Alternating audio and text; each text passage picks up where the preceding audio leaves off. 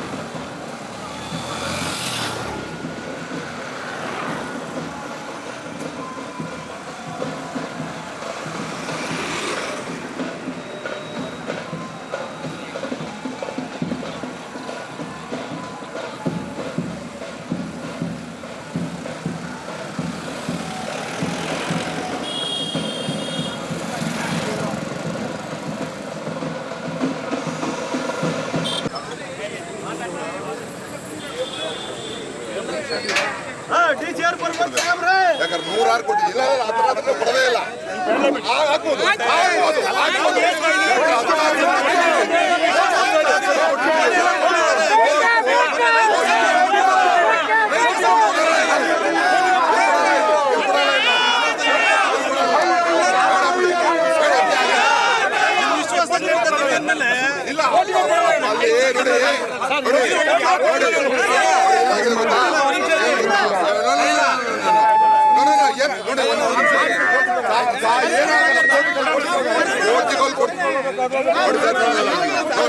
Sir ಒಂದು ನಿಮಿಷ ಕೇಳಿ, ನೋಡಿ ಸರ್, 16 ಅಲ್ಲಿ ಕೊಟ್ಟಿದ್ದೀವಿ ನಾವು. ನಮ್ಮ ಮಾದಿಗ ಹೋರಾಟದ ಯಾವತ್ತು ಬಂದ್ರು ಇಲ್ಲಿ ಏನೇನು ವ್ಯವಸ್ಥೆ ಅನ್ನೋದು ಗೊತ್ತು. ಪೊಲೀಸ್ಗಳ ಮೇಲೆ ಇನ್ನೂ ಗೌರವ ಇದೆ ನಮ್ಗೆ, ಆದ್ರೆ ಕೆಲವರು ಪೊಲೀಸ್ ಇದ್ರಲ್ಲೂ ಬಹಳ ಕುತಂತ್ರ ಮಾಡ್ತಾ ಇದಾರೆ ಅನ್ನೋದು ಗೊತ್ತಿದೆ ನಮ್ಗೆ. ನಾವು ಆ ಕೋರ್ಟಿಗೆ ಬಂದು ಕೊಡ್ತೀವಿ ಡಿಗ್ನಿಫೈಡ್ ಆಗಿ, ಯಾವುದೇ ಲಾ ಅಂಡ್ ಆರ್ಡರ್ ಇಲ್ಲದೆ.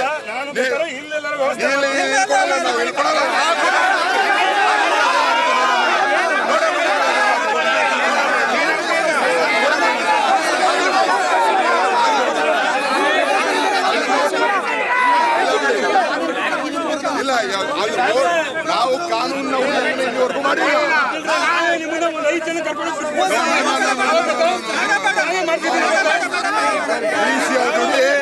ಲಾಸ್ಟ್ ಟೈಮು DC ಬಂದಿಲ್ಲ ಅಂದಾಗ ನಾವು ಡಿಪ್ಲೊಮ್ಯಾಟಿಕ್ ಆಗಿ ಹೇಳ್ತಾ ಇದ್ದೀವಿ, ಡಿಪ್ಲೊಮ್ಯಾಟಿಕ್ ಆಗಿ ಹೇಳ್ತಾ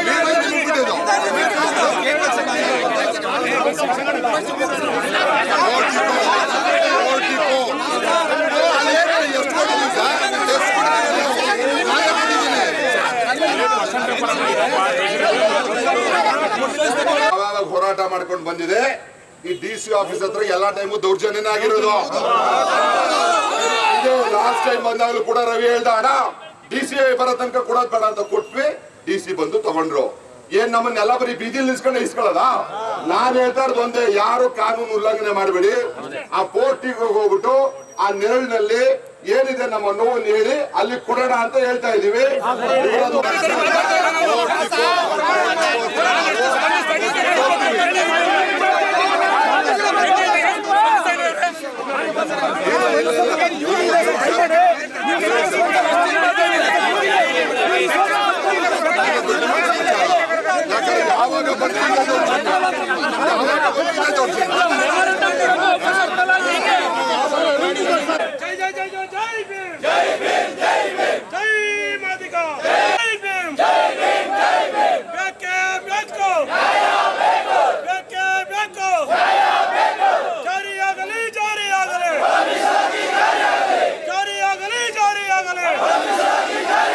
ಯಾವಾಗ ಮೀಸಲಾತಿಯನ್ನು ವಿರೋಧ ಮಾಡುವ ಸಂವಿಧಾನದ ವಿರೋಧಿಗಳಿಗೆ, ಒಳ ಮೀಸಲಾತಿಯನ್ನು ವಿರೋಧ ಮಾಡುವ ಸಂವಿಧಾನದ ವಿರೋಧಿಗಳಿಗೆ ಬೇಕೇ ಬೇಕು, ಬೇಕೇ ಬೇಕು. ಅನ್ಯಾಯ ಅನ್ಯಾಯ, ಯಾತಕ್ಕಾಗಿ ಹೋರಾಟ, ಬೇಕೇ ಬೇಕು. ಎಲ್ಲಿಯ ತನಕ ಹೋರಾಟ, ಜಾರಿಯಾಗಲಿ ಜಾರಿಯಾಗಲಿ. ಮೋಸ ಯಾಕೆ ಸ್ವಾಮಿ ಕುತಂತ್ರ? ಅಥವಾ ಮುಖ್ಯಮಂತ್ರಿಗಳನ್ನೆಲ್ಲ ಎದುರಿಸ್ತಿದಾರ? ನನ್ನ ಮುಖ್ಯಮಂತ್ರಿಗಳು ಅದನ್ನಾರು ಕೂಡ ಸ್ಪಷ್ಟಪಡಿಸ್ತಾರೆ. ಪ್ರತಿ ಬಾರಿ ಬರ್ತಾರೆ, ಏ ಮುನಿಯಪ್ಪ, ಏ ಮಾದೇವಪ್ಪ, ಏ ಪ್ರಿಯಾಂಕರ್ಗೆ ನೀವು ಮಾತಾಡ್ಕೊ ಬಂದ್ರಯ್ಯ. ನಿನ್ನೆನೂ ಕೂಡ ಕ್ಯಾಬಿನೆಟ್ ಅಂತ ಹೇಳಿದ್ದಾರೆ. ಈ ಮಂತ್ರಿಗಳು, ಪರಿಶಿಷ್ಟ ಜಾತಿ ಮಂತ್ರಿಗಳು ಮಾತಾಡ್ಕೊಳ್ಳಾಗಿದ್ರೆ ಮಾನ್ಯ ಮುಖ್ಯಮಂತ್ರಿಗಳು ಏನಕ್ಕೆ ಬೇಕು? ಮಾನ್ಯ ಮುಖ್ಯಮಂತ್ರಿಗಳು ಕೂತು ವರದಿಗಳ ಆಧಾರದ ಮೇಲೆ, ಏ ಮಾದೇವಪ್ಪ ಒಪ್ಪೆಯ, ಏ ಮುನಿಯಪ್ಪ ಒಪ್ಪೆಯ, ಇದೆ ವರದಿ ಕೊಟ್ಟಿದೆ, ಅನ್ಯಾಯ ಆಗಿದೆ, ತಗೊಂಡ್ರೆ ಸಂವಾದಿತ್ವ ಬದುಕ್ರೆ ಅನ್ಬೇಕು. ಅದನ್ನ ಬಿಟ್ಕೊಟ್ಟು ನೀವು ಸರ್ ಮಾಡ್ಕೊಂಡು ಬನ್ನಿ ಅಂತಂದ್ರೆ ನನಗೆ ಆರಂಭದ ದಿನ ಇದುವರೆಗೆ ನಡೆದ ಹೋರಾಟಗಳು ಬೇರೆ, ಇವತ್ತಿನ ಹೋರಾಟಗಳು ಬೇರೆ. ಇವತ್ತು ಜಾರಿ ಆಗೋಗಿದೆ, ರಾಜ್ಯಪಾಲರ ಅಂಕಿತ ಆಗಿದೆ, ಮೀಸಲು ಪ್ರಮಾಣ ತೀರ್ಮಾನ ಆಗಿದೆ. ಆದರೆ ಎಲ್ಲೋ ಒಂದು ಕಡೆ ಸಣ್ಣ ಸಣ್ಣ ನೆಪಗಳಲ್ಲಿ ಇಟ್ಕೊಂಡು ಇವತ್ತು ಒಳ ಮೀಸಲಾತಿ ಪ್ರಮಾಣ ಕೊಡ್ಲಿಕ್ಕೆ ಹಿಂದೂ ಮುಂದೆ ನೋಡ್ತಾ ಇರ್ತಕ್ಕಂಥ ಸರ್ಕಾರ ವಿರುದ್ಧವಾಗಿ ನಮ್ಮ ಹೋರಾಟ ಇದೆ. ನೀವೇನಾದ್ರು ಎಚ್ಚೆತ್ತುಕೊಂಡು ನೋಡಿ, ಇವತ್ತು ಕೊಡಬೇಕಾಗಿತ್ತು, ಅವ್ರು ಬೀಸ ದೊಣ್ಣೆಯಿಂದ ತಪ್ಪಿಸ್ಕೋಬೇಕು ಅನ್ನೋ ಥರದಲ್ಲಿ ಇವತ್ತು ನಾವು ಕ್ಯಾಬಿನೆಟ್ ಏನಿತ್ತು ನಾವು ನೋಡ್ರಂತದೀವಲ್ಲ. DC ಅವ್ರ ಹತ್ರ ಒಂದು ಪ್ರಸ್ತಾವನೆ ಮಾಡಕ್ಕಾದ್ರೆ ಇವ್ರು ಭ್ರಷ್ಟಾಚಾರಕ್ಕೆಲ್ಲ ಅವ್ರು ಸ್ಕೋಪ್ ಕೊಡ್ತಾ ಇರಲಿಲ್ಲ, ಯಾವುದಕ್ಕೂ ಅದಕ್ಕೆ ಮನ್ನಣೆ ಕೊಡ್ತಾ ಇರಲಿಲ್ಲ. DC ಆಗಲಿ, SP ಆಗಲಿ, ಪೊಲೀಸ್ ಕಮಿಷನರ್ ಆಗಲಿ. ದುರಂತ ಕೆಲವು ಪ್ರಾಮಾಣಿಕ ಅಧಿಕಾರಿಗಳು ಇವ್ರು ಇಟ್ಕೊಂಡು, ಇನ್ನು ಮಿಕ್ಕವರೆಲ್ಲ ಲಾ ಆ್ಯಂಡ್ ಆರ್ಡರು, ಕ್ರೈಮು, ಇನ್ನೊಂದು ಕಂಟ್ರೋಲ್ ಮಾಡಿ ಅಂತಂದ್ರೆ ಎಲ್ಲ ಆ ರಾಜಕಾರಣಿಗಳು ಹೇಳ್ದಂಗೆ ಕೇಳ್ಕೊಂಡು ಓಡಾಡಂತ ಸ್ಥಿತಿಗಳು ಬಂದ್ಬಿಡ್ತೀವಿ. ಬೆರಳೆಣಿಕೆ ಅಷ್ಟು ಒಳ್ಳೆ ಅಧಿಕಾರಿಗಳು ಇರೋದು ಇವತ್ತಿನ ದಿನ. ಅದೇ ನಿಟ್ಟಿನಲ್ಲಿ ಆ ಭ್ರಷ್ಟ ಅಧಿಕಾರಿಗಳಿಲ್ಲ, ಆ ರಂದೀಪು ಕೂಡ ಏನು IAS ಅಧಿಕಾರಿ ರಂದೀಪ್ ಇದೆ ನೋಡಿ, ದುರಂತ ಹೆಂಗೆ ಅಂತ ನಮ್ಮ ಮೈಸೂರಿಲಿದ್ದರು ಅವರು CPR ಸೆಕ್ಷನ್ಗೆ ಸೆಕ್ರೆಟರಿ ಅಂತ, ಮಾದೇವಪ್ಪನವ್ರ ಸೆಕ್ಷನ್ಗೂ ಅಡಿಷನಲ್ ಚಾರ್ಜ್ ಸೆಕ್ರೆಟರಿ ಅಂತ, ಪ್ರಿಯಾಂಕಾ ಖರ್ಗೆ ಅವರ ಮಿನಿಸ್ಟ್ರಿಗೂ ಅವರೇ ಸೆಕ್ರೆಟರಿ. ಅರ್ಥ ಆಗುತ್ತಾ ಹೆಂಗಾಗುತ್ತೆ ಅಂತ?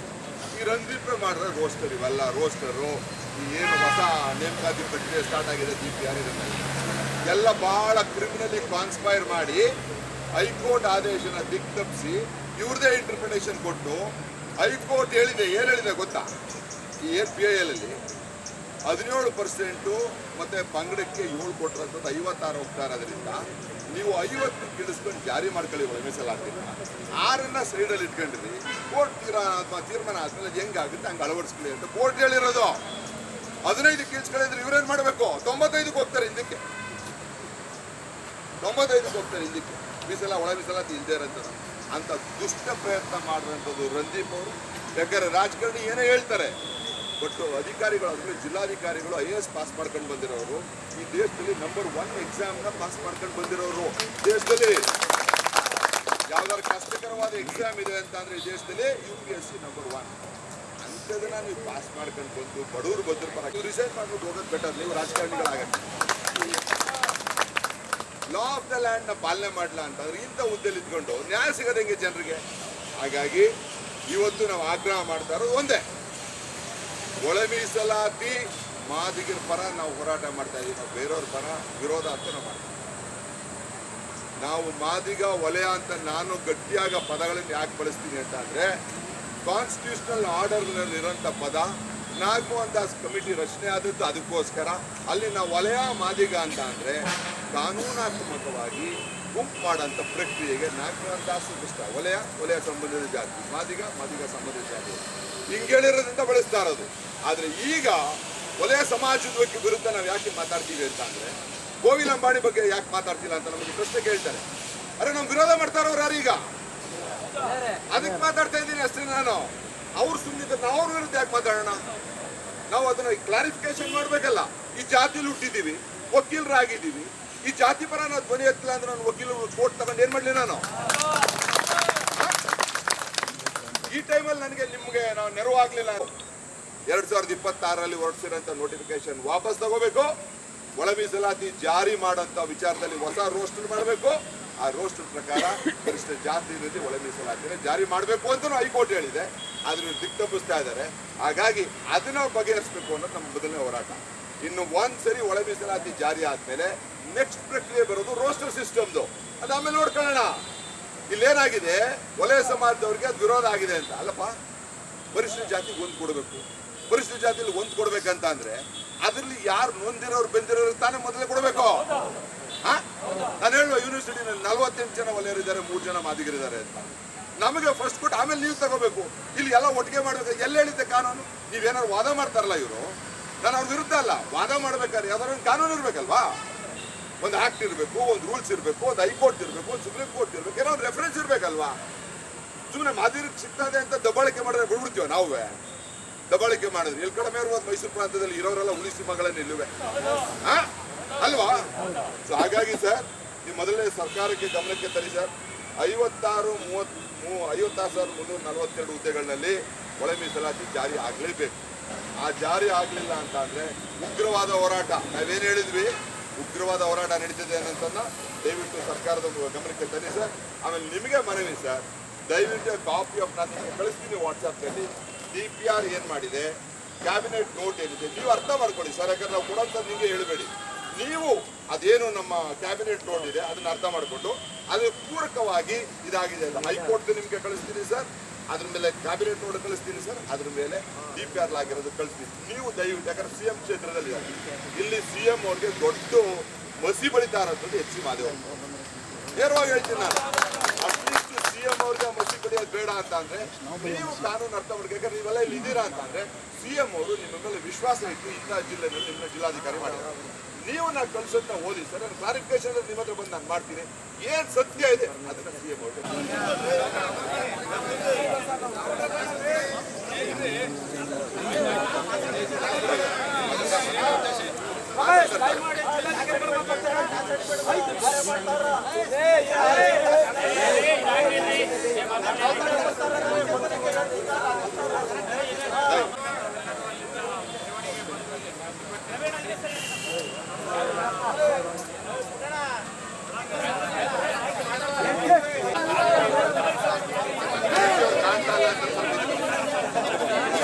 ಕಾಣ್ತಿಲ್ಲ ಸೈಡ್ ಕೊಡಿ, ಅವ್ರಿಗೂ ನೋಡ್ಲಿ.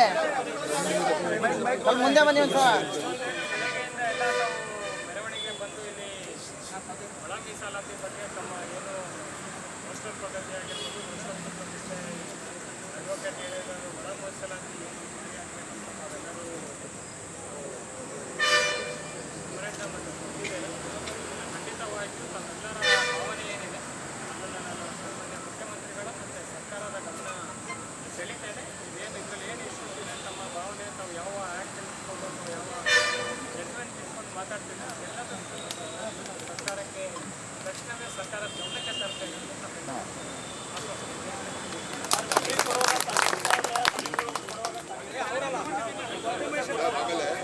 ಎಲ್ಲರದು ಒಂದು ಫೋನ್ ಕೇಳ್ಬಿಟ್ಟಿದ್ದಾರೆ ಸರ್. ಇನ್ನೊಂದು ಮಾಹಿತಿ ತಡೆಯಲೇ.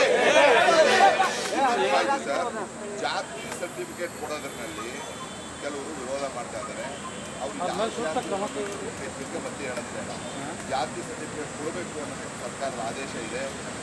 SC ಅನ್ನೋಂಥದ್ರಲ್ಲಿ ಏಕೆ ಅಂತ ಈ ಕಡೆಯಲ್ಲಿ ಮಾದಿಗ ಅಂದರೆ ಮಾದಿಗ ಕೊಡಬೇಕು, ವಲಯ ಕೊಡಬೇಕು, ಮಾದಿಗ ಅಂತಲೇ ಘೋಷಣೆ ಮಾಡಿದರೆ ಮಾದಿಗ ಅಂತ ಕೊಡಬೇಕು. ಇದಕ್ಕೆ ತೊಂದರೆ ಆಗಬಾರ್ದು ಸರ್. ಇದಕ್ಕೂ ತೊಂದರೆ ಮಾಡ್ತಾ ಇದ್ದಾರೆ. ಮಾದಿಗರೆಲ್ಲ ಪ್ರವರ್ಗ 1, ವಲಯರೆಲ್ಲ 2, ಗೋವಿಲಂಪಾಡಿ 3 ಅಂತಿದೆ. ಅದನ್ನು ಕೊಡ್ಲಿಕ್ಕೆ ಹೇಳಿ ಸರ್. ಕೆಲವರೆಲ್ಲ ಈ ಚಮಚಗಳಿದಾರಲ್ಲ, ರಾಜಕಾರಣಿಗಳ ಚಮಚಗಳು, ಅವರೆಲ್ಲ ದಿಕ್ಕು ತಪ್ಪಿಸ್ತಾ ಇದ್ರೆ ಅದು ದಯವಿಟ್ಟು ಅದು ಕಂದಾಯ ಇಲಾಖೆ ಅಧಿಕಾರಿಗಳು ಹೆಂಗ್ ಮಾಡ್ತಾವ್ರೆ ಸರ್?